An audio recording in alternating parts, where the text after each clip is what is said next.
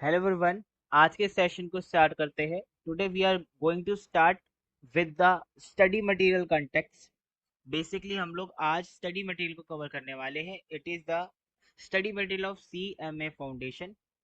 As you already know by looking to it, CMA foundation के study mat के questions आज हम लोग कवर करने वाले हैं। बिल ऑफ एक्सचेंज के अंदर हमने जितनी बातें सीखी उन्हीं को ही हम लोग अब अप्लाई करके क्वेश्चंस के जरिए उन चीजों को और अच्छे से सीखेंगे। तो concept of bill of exchange वगैरह मैं आपको सब कुछ करा चुका हूँ, पार्टीज वगैरह ये सब कुछ मैं आपको कवर करा चुका हूँ अपने लेक्चर्स में। इसके बाद हमारे पास मेन जो चीजें हैं वो है इसके अंदर क्वेश्चंस। तो हम लोग क्वेश्चन स्टार्ट करेंगे सीधा।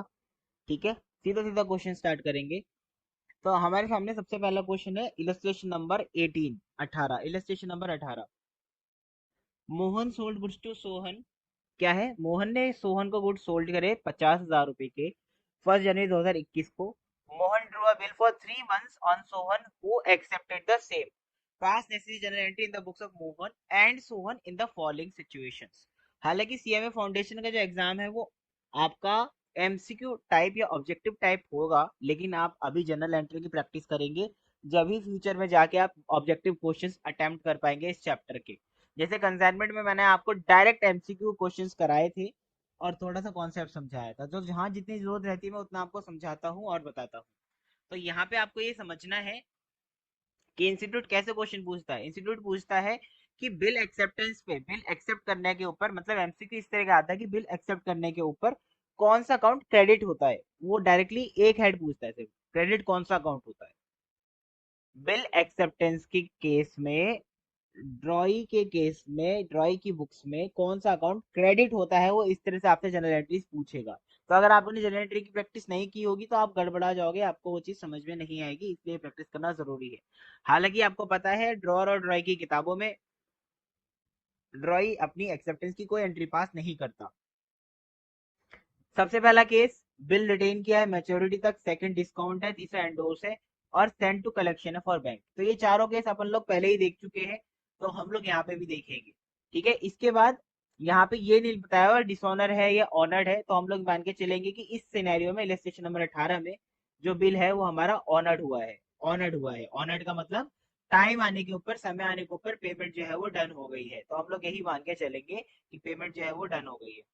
क्या यहाँ तक कोई डाउट है? देखो, क्वेश्चन में कोई डाउट नहीं होना चाहिए आपको, क्योंकि ये जो क्वेश्चन है हमारा ये बहुत सिंपल है। और ऐसा क्वेश्चन में आपको एक सुपर क्वेश्चंस जो मैंने दो कराए थे, तीन क्वेश्चंस जो कराए थे, उसके अंदर इस तरीके का क्वेश्चन था। तो सबसे पहला, अगर आपने रिटेन किया है मैच्योरिटी तक, तो सबसे पहले तो आप पहली एंट्री जो करते हैं वो आप क्या करोगे, यहाँ पे वो एंट्री मिसिंग है, ये सॉल्यूशन इनकम्प्लीट है। ये सॉल्यूशन क्या है? इनकम्प्लीट है।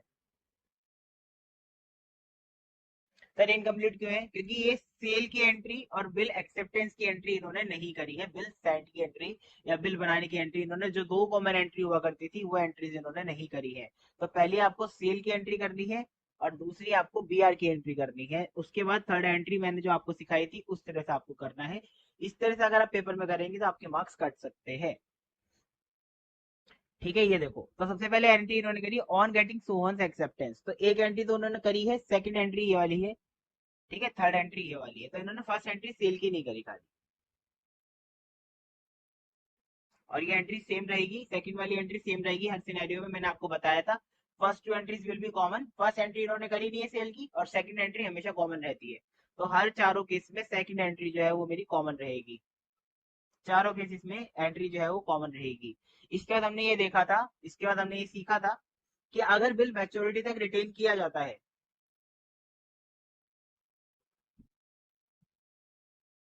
हमने ये सीखा था, हमने ये जाना था कि अगर बिल मैच्योरिटी तक रिटेन किया जाता है, इसका मतलब ये है कि बिल अभी किसके पास ही है? अभी बिल ड्रॉअर के पास ही है।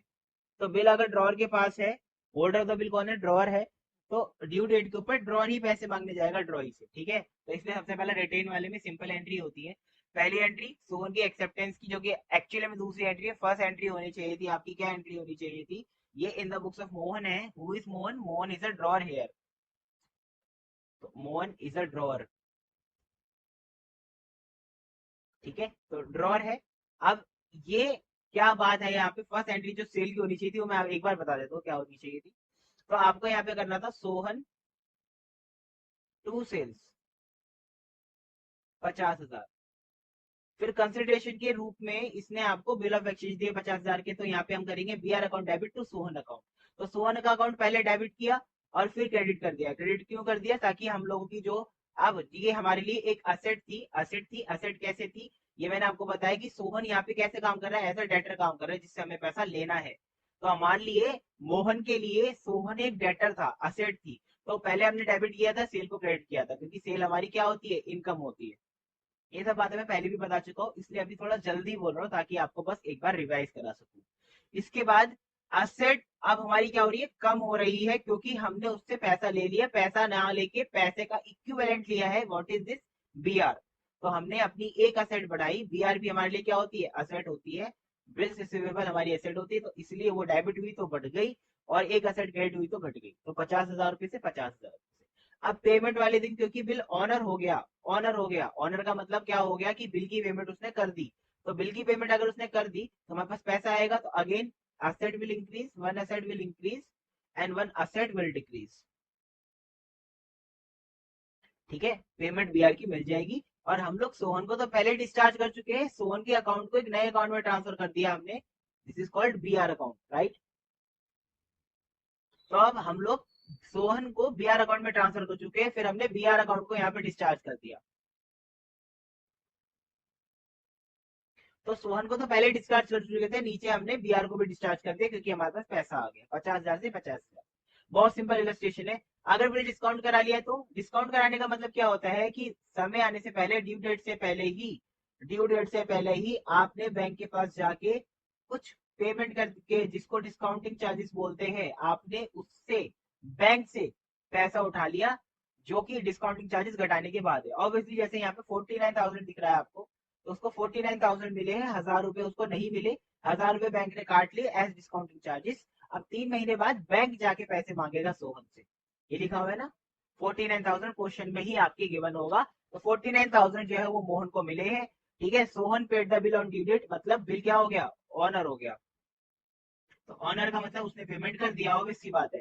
तो ये जो 1,000 रुपए इसके गए हैं, इसकी एंट्री ही करेगा। सबसे पहले तो ये कॉमन एंट्री है, this is your common entry, ये कॉमन एंट्री है। और ये हमारी फर्स्ट एंट्री जो है, ये भी कॉमन एंट्री है, ये भी हमारी क्या है, कॉमन एंट्री। बट क्वेश्चन तो नहीं करी हुई, कोई बात नहीं। बट आपको पूरा एक तरीके से प्रोसेस याद रखना है कि भाई पहले सेल होगी, सेल की एंट्री होने के बाद ही तो आप बीआर रिसीव करोगे। यहाँ पे आप बीआर रिसीव कर रहे हो, किस लिए कर रहे हो? देखिए, आपने अगर जनरल एंट्री करके पहले फोन का अकाउंट खोला नहीं, तो यहाँ पे आप फोन के अकाउंट को डिस्चार्ज कैसे कर सकते हो? समझ रहे हो ना मेरी बात को? तो क्रोनोलॉजी के हिसाब से पहले सोहन का अकाउंट ओपन करेंगे, देन क्लोज करेंगे। Here we are discharging the account of Sohan. जब सोहन का अकाउंट डेबिट करके खोला ही नहीं कभी एज अ डेटर, तो डिस्चार्ज कैसे कर सकते हो? फिर आपको समझने में प्रॉब्लम आएगी, इसलिए कॉन्सेप्चुअली हर चीज को समझे, चाहे बुक कैसा भी करे। इसके बाद डिस्काउंट कराएंगे, तो डिस्काउंट इसने 31 दिन को ही करा दिया, हालांकि 3 महीने बाद में खत्म होते, बट ड्यू डेट से पहले उसने डिस्काउंट करा दिया। तो उसके पास पैसा आ जाएगा, डिस्काउंट को एक्सपेंस है उसका, एक्सपेंस बोल लो, लॉस बोल लो।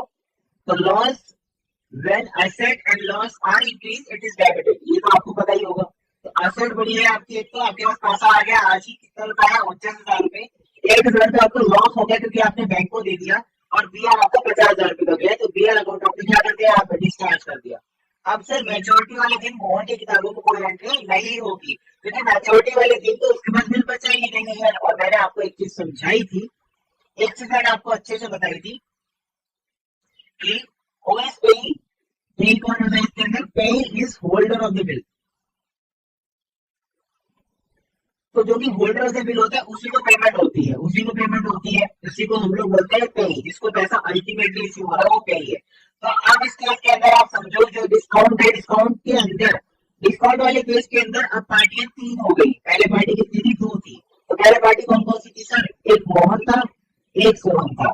तो यही दोनों लेन देन कर रहे थे आपस में फर्स्ट केस में। लेकिन अभी एक थर्ड पार्टी आ गई, बैंक। तो मोहन को बैंक ने पैसा दिया, मोहन ने बैंक को बिना एक्सचेंज दे दिया। अब बैंक जाएगा सोहन से 3 महीने बाद पैसा मांगने, तो बैंक इस केस के अंदर क्या हो गया, पे ही हो गया, and Sohan will have to pay. इन चारों केसेस के अंदर सोहन की किताबों में जो एंट्री होगी, इन चारों ही केसेस के अंदर सोहन की किताबों में जो एंट्री होगी वो सेम रहने वाली है, क्योंकि सोहन को पेमेंट करनी है, आपसे पेमेंट करी है। फिर मैंने आपको सिखाया था कि पेमेंट बाय द ड्रॉइंग और bill of exchange shall be the same entry all the four cases. ठीक है, अभी हम लोग ड्रॉर की बुक में है, लेकिन तो ड्रॉर की किताबों में आपको मैंने ये समझाया कि अगर आप डिस्काउंट कराते हो बिल को, तो आप जिसे डिस्काउंट करा रहे हो ये ऑन डिस्काउंट डेट, जिस दिन आपने डिस्काउंट कराया बिल को उस दिन आपको एंट्री पास करनी है कि you have received the money, you have incurred a loss due to discount. अब मैच्योरिटी के बाद, मैच्योरिटी वाले दिन या उसके पहले जाएगा बैंक सोवन से पैसा मांग रहा है, यहाँ पे लिखी होती है अगर on the date of maturity as the bill settled by the Sohan to bank there will be no entry Mohan को। मोहन को कोई मतलब नहीं है बैंक का, और अब सोहन का मैटर है, तो बैंक किसके पास जाएगा पैसे मांगने? सोहन के पास। सोहन पैसे दे देगा, इसमें मोहन का क्या लेना देना? मोहन का कुछ भी लेना देना नहीं है, मोहन को आज ही पैसा मिल गया। हाँ, अगर भी डिसऑनर हो जाता तो एंट्री यहाँ पे मोहन को भी करनी पड़ती है बीच में, आगे देखेंगे। इसके बाद bill endorse to Rohit by Mohan. Endorsement क्या होता है मैंने आपको समझाया था कि दो पार्टी है, मोहन और सोहन, इन दोनों का लेन देन है। भाई सोहन को इसको पेमेंट करनी है ना, और मान लो मोहन को भी आगे किसी को पेमेंट करनी है मोहन को, तो मोहन ने क्या किया, मेरे पास पैसा नहीं है लेकिन पैसे की इक्विवेलेंट चीजें को हम बोलते हैं बिल ऑफ एक्सचेंज, तो तुम्हें बिल ऑफ एक्सचेंज देंगे, 10 महीने बाद जाएगा सोहन से पैसा लेंगे। तो अभी रोहन और सोहन अपना इसमें आ गए, तो रोहन हमारा बहुत है, पेड़ भी है और एंडोर्सी भी है।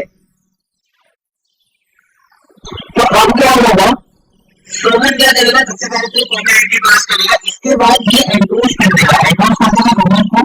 तो रोहन को इसमें क्या किया, यहाँ पे रोहन कौन है? Rohan is a creditor.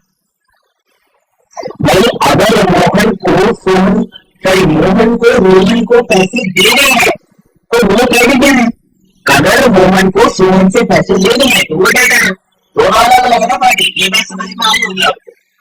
तो मैं आपको एक थोड़ा सा पेज लेके से समझा देता हूँ, ये मेरा नहीं।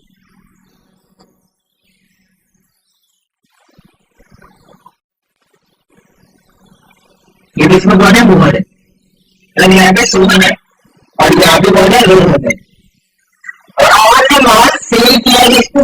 मोहन को। फिर रोहन ने सेल किया है किसको? सोहन को। तो सोहन पैसे देगा, विल पे टू मोहन, और Mohan will pay to Rohan. तो मोहन ने बोला है मेरे को सोहन से लेके पैसे देंगे तो रोहन को ही, क्यों बीच में रह जाओ, और सोहन और रोहन को आपस में डील करने दो। इसलिए बीच में से हट गया, और जो उसके पास बिल ऑफ एक्सचेंज का लेकर रोहन को ले दिया, and you know payment will be made to the holder of the bill. ये बात आपको याद रखनी है, होल्डर ऑफ बिल को ही पेमेंट की जाती है, क्योंकि जिसके पास बिल है वही उसका मालिक है। इसलिए थर्ड केस के अंदर हम क्या करेंगे, भाई उसने एंडोर्समेंट कर दिया तो ये क्या करेगा, अपना कैरेक्टर कम कर रहा है, लायबिलिटी कम करने की वजह से पेमेंट बढ़ेगी। बिल अकाउंट ये ऐसे की जिम्मेदारी, इतने डिटेल में आपको मैं बहुत डिटेल में समझाने की कोशिश कर रहा हूँ। ये असेट आपका भी है, तो आपका असेट कम हो रहा है तो आप उसको ऑब्वियसली क्रेडिट करोगे। डिस्काउंट, आपका डिस्काउंट यहाँ पे क्या है, एक बात बताओ, ये हमारा इनकम है, क्या है इनकम।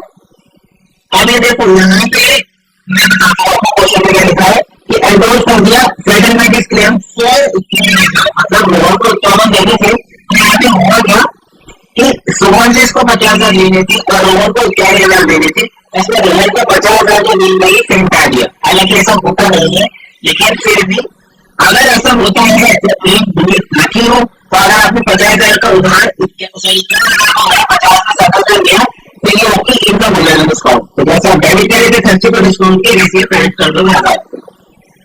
इसके बाद bill self for collection by bank, सही तो बैंक डायरेक्ट। तो मोहन को पता है कि होल्डर ऑफ द बिल कोई पेमेंट होती है, तो अगर बिल किसी ने चुरा लिया, तो अगर किसी ने बिल चुरा लिया और वो 3 महीने बाद गया सोहन के पास पैसे मांगने, तो सोहन ने आपको because the rules holder of the bill have a right to receive the payment. तो मोहन कर दिया, मोहन ने क्या बोला, मोहन ने बोला बैंक से अपने कि भाई तुम इस बिल को मेरे लो, सेफ रख लो, जैसे हम लोग कैश जमा करा देते हैं ना, कैश इज आल्सो इसके बाद क्या होता है, इसका मालिक होता है, इसी तरह जिसके बाद बिल ऑफ एक्सचेंज होता है वही इसका मालिक होता है। तो हम लोग जैसे कैश को बैंक में सेव करके रख देते हैं, इसी बिल ऑफ एक्सचेंज को पहले लोग रखा करते थे, फिर बैंक जैसी क्रेडिट आती थी उसको बैंक कर लिया करता था। तो आप क्या करोगे, ये तो कॉम्प्लीमेंट्री है, इसको छोड़ दो। अब जिस दिन आपने बिल एक्सेप्ट किया, जिस दिन आपको बिल मिल गया, उस दिन आप क्या करोगे, साइन कर दोगे, करोगे फॉर कलेक्शन